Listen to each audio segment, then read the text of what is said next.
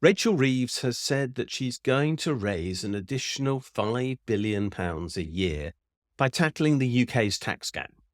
She's done it because Jeremy Hunt has stolen her ideas on closing and ending the domicile rule, which means this does rather look like an afterthought on her part, which is unfortunate given how important closing the tax gap is. But let's just discuss what she's saying she's going to do and what she should do. The tax gap is the difference between the theoretical amount of tax that should be paid each year based upon the tax laws that exist in the UK and the actual amount that is paid.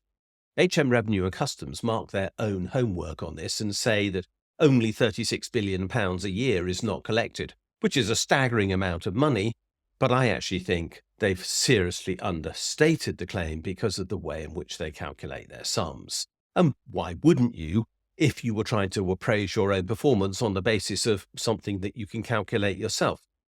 But the important point is that Rachel Reeves is saying she's going to collect the missing money by looking at offshore tax abuse and high-end tax avoidance schemes. Now, the reality is that those have been the subject of attention by HM Revenue and Customs and everyone else for 20 years or so now, and bluntly, I think significant progress has been made in collecting that missing money.